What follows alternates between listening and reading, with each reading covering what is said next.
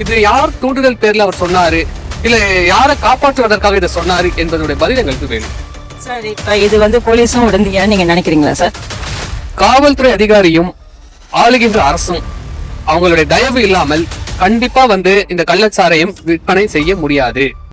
வணக்கம் நேயர்களே, இன்று மக்கள் முரசு கட்சி தலைவர் KM தேவன் அவர்களை சந்திக்க உள்ளோம். சார் வணக்கம். இப்ப கள்ளக்குறிச்சியில விஷ சாராயம் குடிச்சு இறந்திருக்காங்களே, அதை பத்தி உங்க கருத்து என்ன சார்?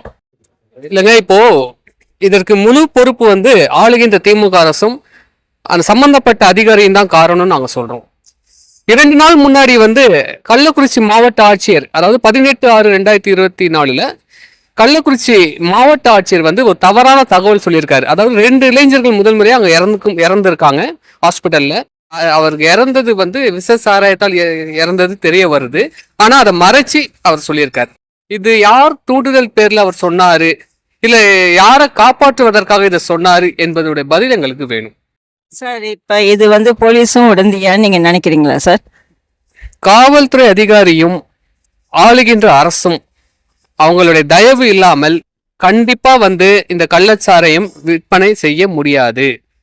இதற்கு இந்த விஷ சாராய மரணம் 40 பேர் பலியாயிருக்காங்க.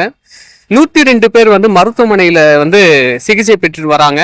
இதுல கவலைக்கிடமா இருக்கிறது என்று மருத்துவ அறிக்கை சொல்றாங்க. கள்ளச்சாராயம் விற்பது சட்டப்படி குற்றம். இது தொடர்பா கள்ளக்குறிச்சியோட MLA திரு செந்தில்குமார் இதற்கு முன்பு 2023 மாவட்ட SP கிட்ட ஒரு கம்ப்ளைண்ட் கொடுத்திருக்காரு. இந்த மாதிரி கள்ளச்சாராயம் அதிகமாக இங்க புழங்குது, இதை தடுக்க நடவடிக்கை எடுக்க புகார் கொடுத்திருக்காரு. ஆனால் அவர்கள் நடவடிக்கை இதுவரைக்கும் எடுக்கல. அதுக்கப்புறம் சட்டசபையில கவன ஈர்ப்பு தீர்மானம் கொண்டு வந்திருக்காரு. இந்த மாதிரி கள்ளச்சாராயம் அதிக அளவில் கள்ளக்குறிச்சி மாவட்டத்தில் புழங்குதுன்னு கவன ஈர்ப்பு தீர்மானம் கொண்டு வந்திருக்காங்க. அதற்கு மேலும் எந்த ஒரு நடவடிக்கையும் இல்லாததால் இந்த அரசினுடைய மெத்தன போக்கால் மட்டும்தான் இத்தனை பலி உண்டாகி இருக்கிறது என்று நாங்கள் சொல்கிறோம்.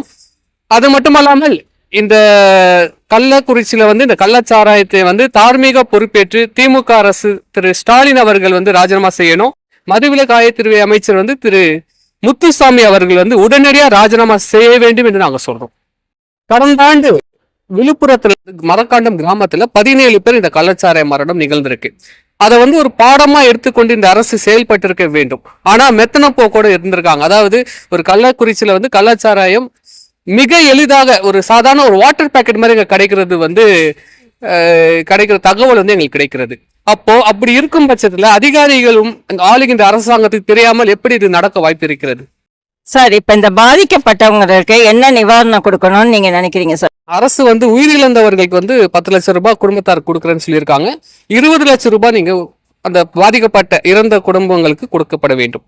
அது மட்டும் இல்லாமல் பெற்றோர்கள் இழந்த குழந்தைகளுக்கு கல்வி செலவு முழுவதும் அரசு ஏற்க வேண்டும்.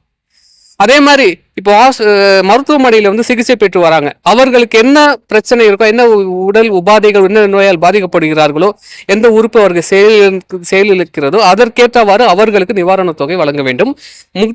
முக்கியமாக இது மாதிரி எதிர்காலத்தில் இந்த கள்ளச்சாராய விற்பனை நடக்கக்கூடாது என்பதை விரும்பு கரம் கொண்டு அரசு நடவடிக்கை எடுக்க வேண்டும். சார் உங்க கருத்துக்களை பகிர்ந்து கொண்டதுக்கு மக்கள் முரசு டிவியின் சார்பாக நன்றியை தெரிவித்துக் கொள்கிறோம். நன்றி.